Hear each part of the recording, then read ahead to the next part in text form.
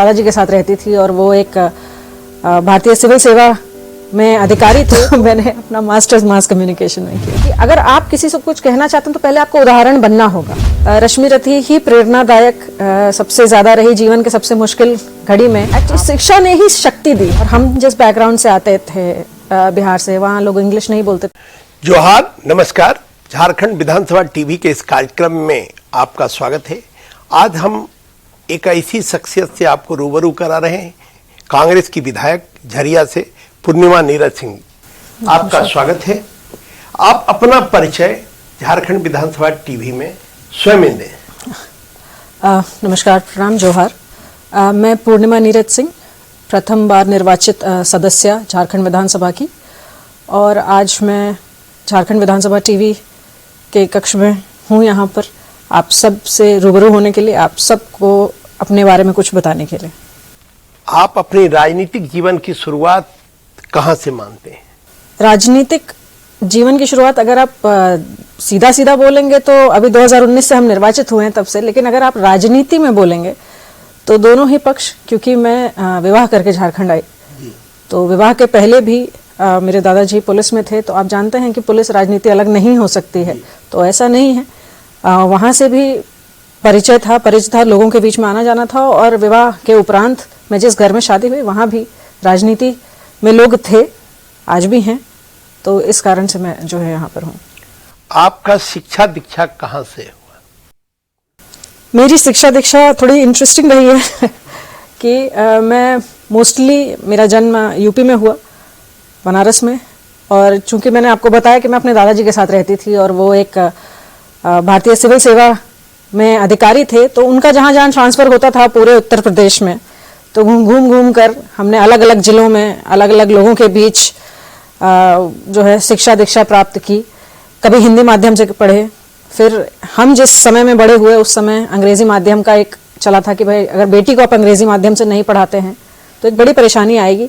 तो ऐसे विभिन्न माध्यमों से जो है स्कूलों में पढ़ने का, अलग अलग जिलों में अलग अलग लोगों से मिलने का मुझे सौभाग्य प्राप्त हुआ। तो कहाँ तक आपने शिक्षा प्राप्त की, और मैट्रिक कहाँ से की या 12th कहाँ से? मैंने अपना जो इंटरमीडिएट है वो परीक्षा मैंने लखनऊ से अपनी की है। आपको वो विश्व का सबसे बड़ा स्कूल है, बड़ा संघर्ष करके लोगों ने बनाया, मैंने वहाँ से प्राप्त की। बड़ी खुशी होती है मुझे बताते हुए कि उसके बाद मैंने अपना ग्रेजुएशन भी जो है लखनऊ से कंप्लीट किया। स्कूल का क्या नाम? City Montessori school. और ग्रेजुएशन लखनऊ यूनिवर्सिटी से। वहाँ पर जो है प्रथम विमेंस एशिया का प्रथम विमेंस कॉलेज था, वो लखनऊ में स्थापित है, उसका नाम इजाबेला थोबर्न कॉलेज है। मैंने वहाँ से किया अपना ग्रेजुएशन, और उसके बाद मैं मास्टर्स के लिए जो है दिल्ली गई। दिल्ली में तो नहीं, लेकिन फिर मैंने नोएडा एमिटी यूनिवर्सिटी में एडमिशन लिया, और आप ही सबके बीच में हूँ, और आप ही सब से संबंधित डिग्री है मास कम्युनिकेशन का, तो मैंने अपना मास्टर्स मास कम्युनिकेशन में किया। तो ये मास कम्युनिकेशन में आने का विचार कैसे आया आप? मैं साइंस की स्टूडेंट थी, लेकिन साइंस के अलावा जो मेरी रुचि थी वो लिखने पढ़ने में बहुत थी। कभी कविताएं लिखने में, आर्टिकल्स लिखने में अपने स्कूल के, और उसके बाद जब मैं अपनी डिग्री लेकर मैंने जब शिक्षिका में बनी, तो उस वक्त भी मैं स्कूल के लिए अपने आर्टिकल्स लिखा करती थी जो प्रेस रिलीज हुआ करते थे।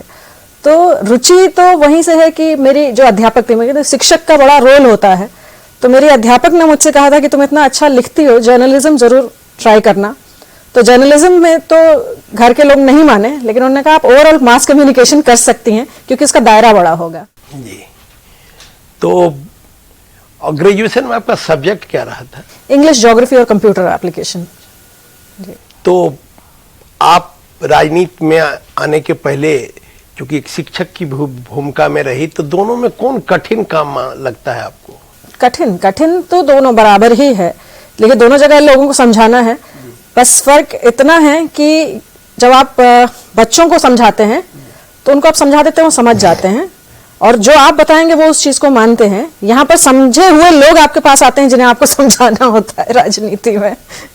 तो मुश्किल थोड़ा राजनीति ज्यादा है, क्योंकि भिन्न मत हैं सबके। बच्चों के पास मत वो होता है जो उनका शिक्षक उनको बताए, आइडियल होता है एक शिक्षक बच्चों के लिए, लेकिन राजनीति में ऐसा नहीं होता है। सबके अपने मत होते हैं, उस मत के बीच में आपको अपनी बात को रखना है, समझाना है लोगों को।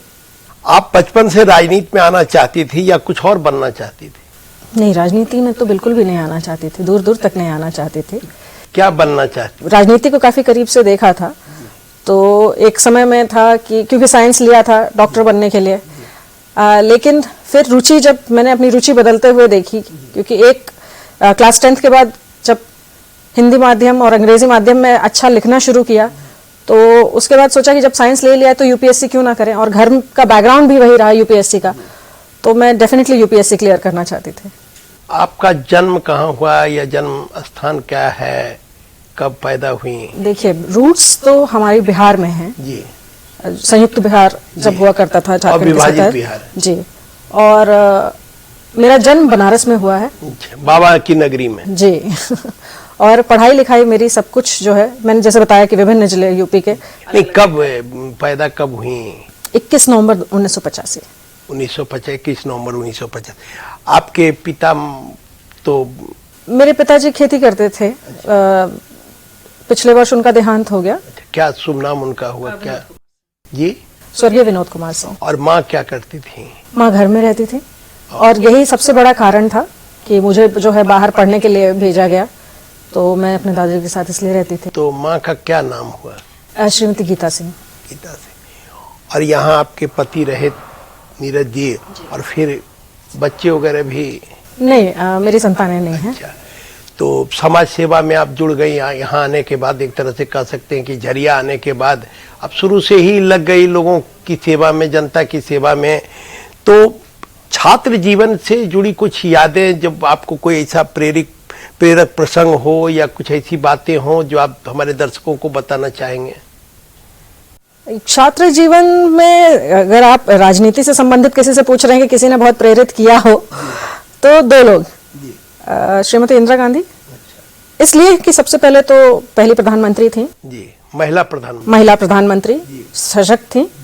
राजनीति में सबकी अपनी अपनी विचारधारा हो सकती है, अलग अलग तरीके से सोच सकते हैं लोग, लेकिन उनकी एक कही हुई बात थी। हम बचपन में कोट लिखते थे, हम स्कूल का होमवर्क करते थे, तो हमारा ये होमवर्क सबसे पहले था कि आपको एक कोट लिखना है, उसके बाद ही अपने होमवर्क की नए चैप्टर की शुरुआत करनी है। तो उनका एक कोट था कि education is a continuous process which starts from the time you are born and ends till the time you die. तो एजुकेशन उन्होंने बताया कि सबसे इंपॉर्टेंट है। तो एक महिला प्रधानमंत्री ने जब ऐसा बोला तो लगता था कि हाँ, बच्चियों को पढ़ना चाहिए, महिलाओं को आगे आना चाहिए।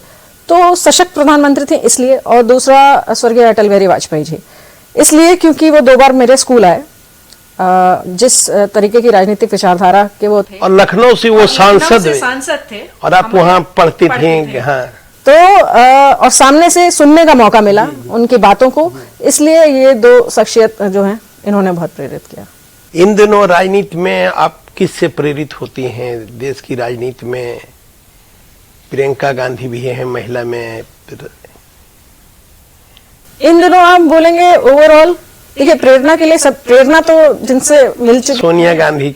हाँ, अलग अलग तरीके से लोग प्रेरित करते हैं अपने कार्यों से।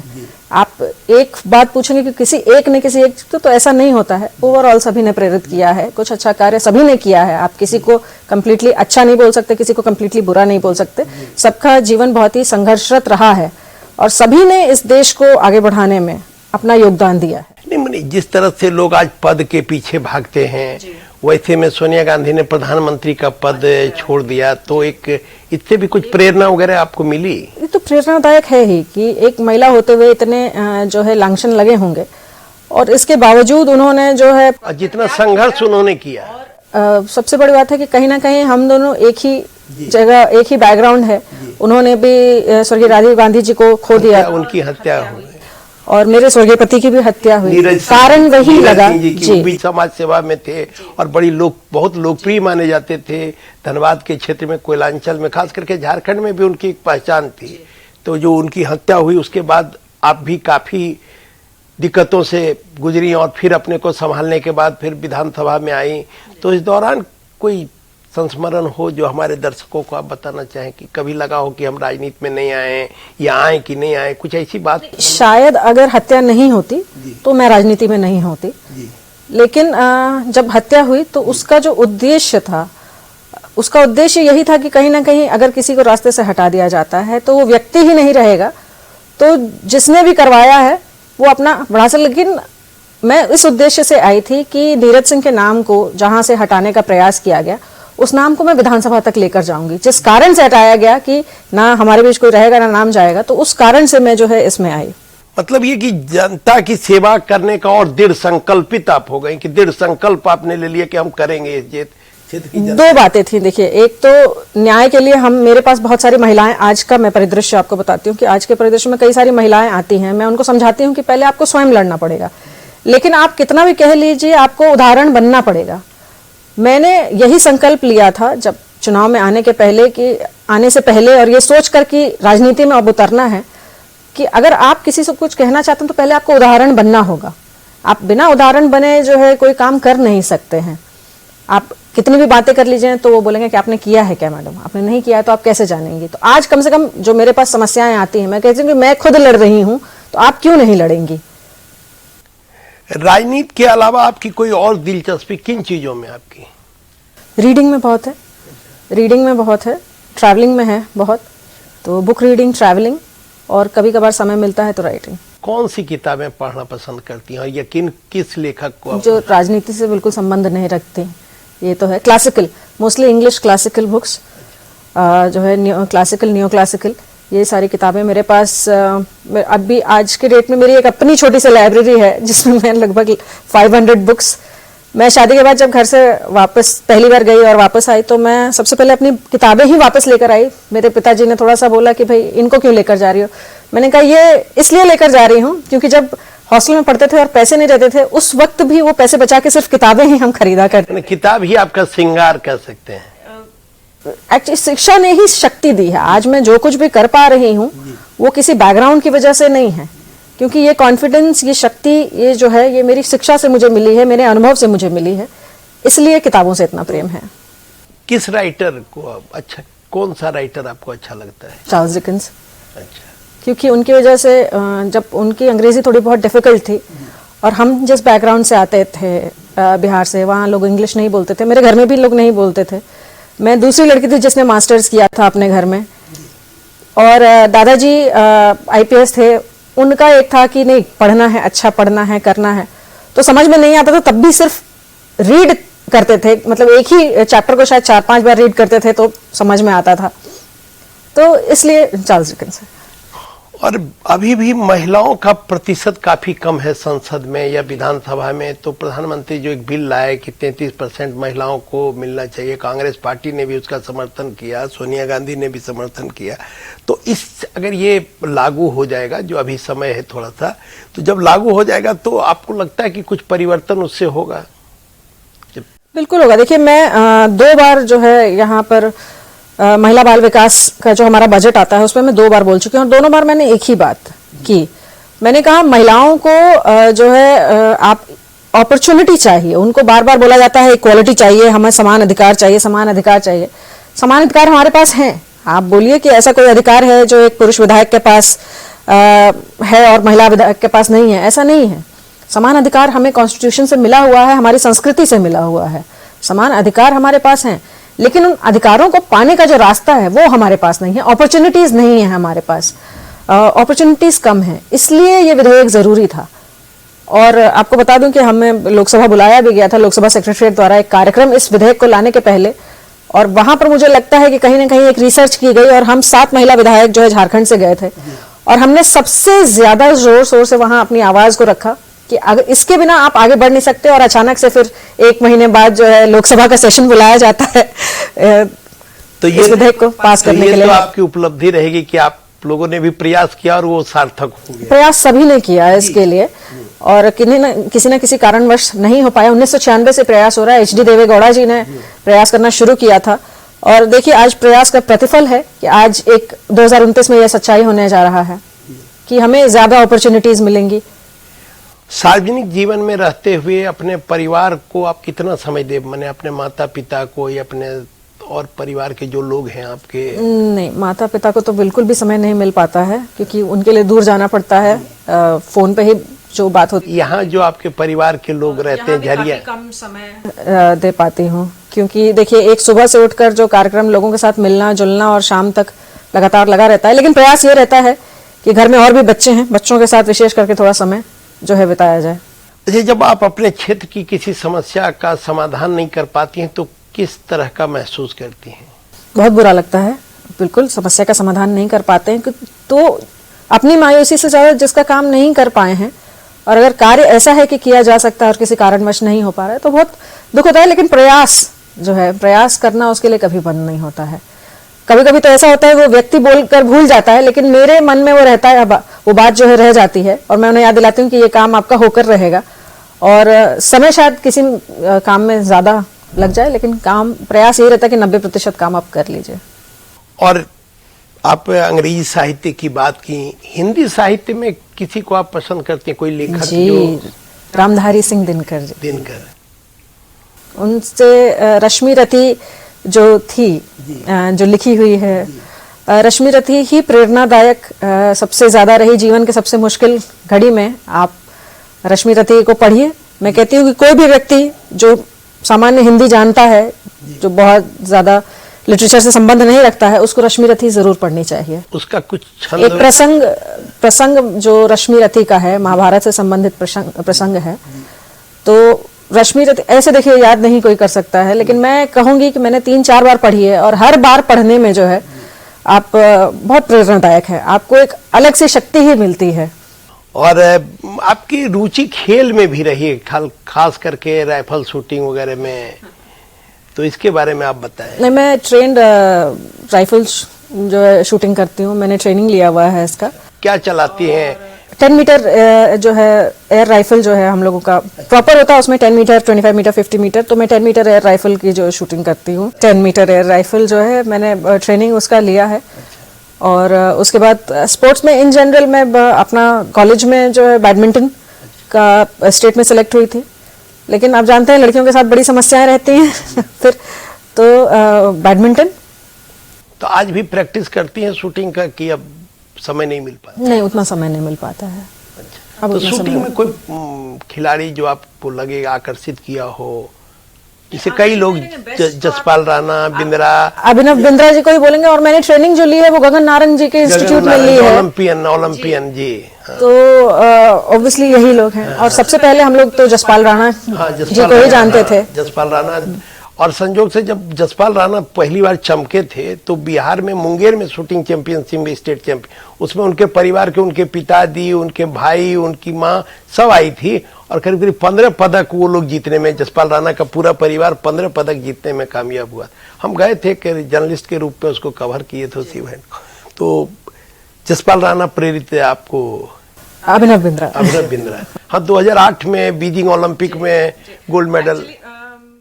प्रेरित तो उन्होंने किया, तो घर का बैकग्राउंड वैसा रहा है, ठीक है, कि आप राइफल शूटिंग और इसमें लोग ज्यादा, क्योंकि आप समझ सकते हैं कि क्यों हम लोग ज्यादा कनेक्ट करते हैं उससे।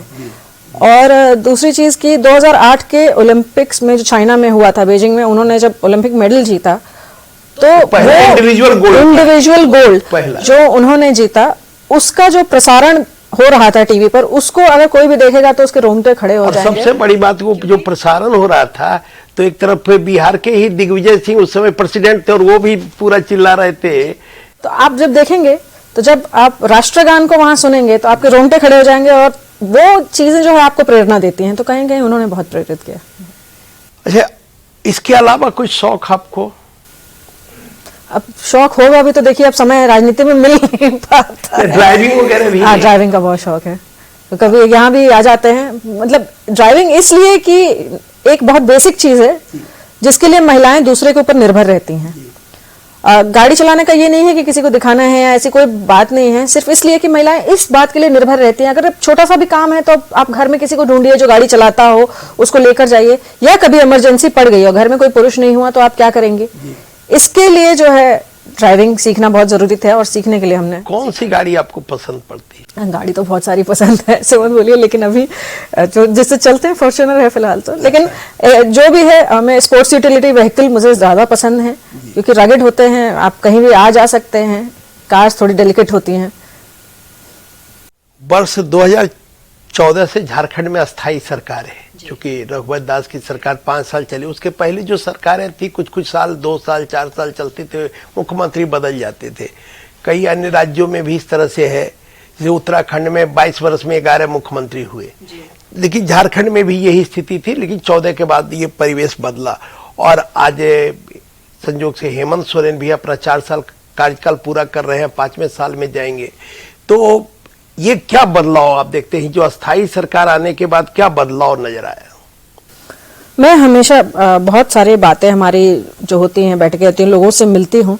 मैं एक चीज हमेशा बोलती हूँ कि सरकार किसी की रहे, स्थायित्व जब आ जाता है किसी सरकार में, विशेष करके आपने 2 राज्यों का नाम लिया जो एक साथ अलग हुए, उत्तराखंड, वहां भी यही परिस्थिति थी, और झारखंड, दोनों ही राज्य में 3 बार प्रेसिडेंट रूल यहाँ लग चुका है और 1 साल, 1.5 साल, 2 साल, 3 साल की सरकारें चली हैं यहाँ पर।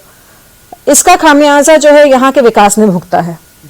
जिस तरीके से झारखंड में जिस तरीके के रिसोर्सेज हमारे पास हैं, आज हमारे पास जो है 40% कोल रिजर्व है, 29% हमारे पास बॉक्साइट है, कॉपर है, इन सब चीज़ों को मिलाकर हम तेलंगाना से थोड़ा सा पीछे हैं, उड़ीसा से थोड़ा सा पीछे हैं। आज हमारे पास आयरन ओर, बॉक्साइट, कोल जैसे कितने सारे मिनरल रिसोर्सेज हैं। इसके बावजूद आज झारखंड को जब आप गरीबी रेखा के नीचे लोगों की बात कीजिए तो ऐसा क्यों है? क्योंकि सबसे बड़ा कारण रहा कि यहाँ राजनीतिक जो है स्थायित्व कभी नहीं आ पाया। 2014 के बाद एक ट्रेंड यहाँ चेंज हुआ है।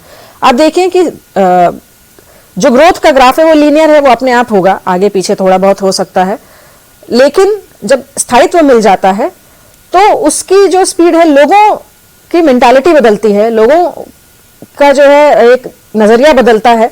और आप घर में, अगर आप सरकार की बात क्यों करें, आप किसी का घर भी देख लीजिए, एक घर ही चल रहा है, घर का बड़ा मुखिया है, घर में और सदस्य हैं, अगर एक घर के सदस्य अचानक से किसी का एक्सीडेंट हो जा रहा है, कोई बीमारी से मर जा रहा है, तो वो घर कैसा चलेगा?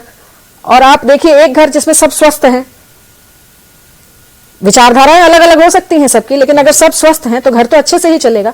वही हुआ।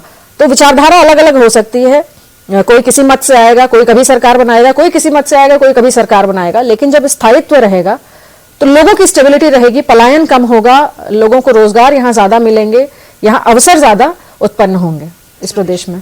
हेमंत सोरेन के नेतृत्व में राज्य में जो विकास हो रहा है उसको लेकर आप क्या सोचती हैं? किस तरह का विकास यहाँ?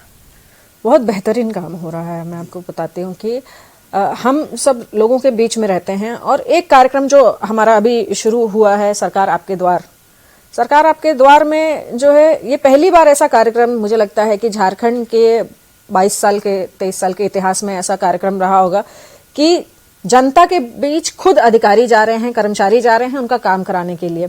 और इन कैंपों में मैं जाती हूँ, ये आज विधानसभा चल रही है, मेरे लिए थोड़ा सा दुर्भाग्यपूर्ण है कि मैं अपने क्षेत्र में न रह के यहाँ पर हूँ, और इन कैंपों में यहाँ भी तो आप जनता की काम कर रही हैं। लेकिन देखिए, एक डायरेक्टली उनके बीच में होना और एक टीवी के सामने बोलना अलग चीजें होती हैं दोनों।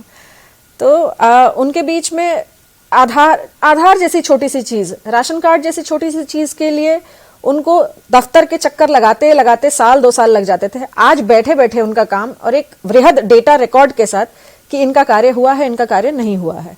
तो आज एक बड़ा कार्य जो है, मेरे विधानसभा क्षेत्र को आप ले लीजिए, खनन से संबंधित है। सबसे बड़ा समस्या वहां पे विस्थापन है, अग्नि प्रभावित क्षेत्र है, क्योंकि वहां पर 100 साल पुरानी जो आग है, आपका एक कई सारे लोग भी हमारे झरिया के जो है यहाँ विधानसभा में कार्य करते हैं, तो सभी वहां प्रभावित हैं किसी ना किसी तरीके से। और वहां पर जो है अग्नि प्रभावित बोलकर उस क्षेत्र को बिल्कुल छोड़ दिया गया था। एक भी ना कॉलेज दिया जाता था, ना रोड दी जाती थी, किसी भी तरीके का कोई जो है कार्य जो ऐसा जिससे जनता को लाभ हो, कोई कार्य नहीं किया जाता था। लेकिन इस सरकार में मैं बोल सकती हूँ कि मैंने कार्य करवाया है, और इसलिए मैं तो बोलूँगी कि ओवरऑल, और सबसे बड़ी बात है कि स्थायित्व, हमने 4 साल सरकार चला ली, एक पैटर्न हमने जो था कंटिन्यूड, उसको कंटिन्यू किया है। तो 2 ऐसा काम जो करने से आपको बहुत संतुष्टि मिला हो, और 2 ऐसा काम जो भविष्य में आप करना चाहती है अपने क्षेत्र में? देखिए, संतुष्टि मिला है उसमें 2-3 ही नहीं बोलूंगी मैं। सबसे बड़ा है, मेरे यहाँ एक सड़क थी, झरिया बलियापुर सड़क, जो झरिया विधानसभा क्षेत्र को बलियापुर सिंदरी विधानसभा क्षेत्र से जोड़ती थी। और उस क्षेत्र में क्योंकि मेरे यहाँ से बच्चे उस तरफ जाते थे और उस तरफ के बच्चे झरिया में काफ़ी आते थे कोचिंग वगैरह करने के लिए, मेरे यहाँ कोचिंग से हैं 2-3, उस रोड पर हमेशा एक्सीडेंट हुआ करता था। और ये सरकार बनने के जस्ट बाद एक एक्सीडेंट हुआ जहां 4 बच्चियों का देहांत हो गया और जिम्मेदारी कोई लेता नहीं है। वो एक मेरे लिए बहुत ही संतुष्टि का काम रहा कि वो सड़क आज 44 करोड़ की लागत से, वो पूरी सड़क, यही बोलकर लोगों ने उस सड़क को बनने नहीं दिया कि भूदसान क्षेत्र है, अग्नि प्रभावित क्षेत्र है, यहाँ सड़क बनाकर क्या कर लेंगे, पैसा बर्बाद करने जैसा है। पहले के जनप्रतिनिधियों ने भी उस पर कोई जो है ध्यान नहीं दिया। वो जो है मेरे लिए एक बहुत बड़ी संतुष्टि है, क्योंकि उस सड़क के बनने से ना सिर्फ आवागमन जो है सुगम हो गया है, ये भी हुआ है कि जो हमारे झरिया बाजार है, वो आप कहिए झारखंड में सबसे पुराने बाजारों में आता है। पहले ओरिजिनल धनबाद वही था। आसपास के लोग भी वहां आते हैं, तो व्यापार में भी एक जो है वृद्धि वहां पर हुई है।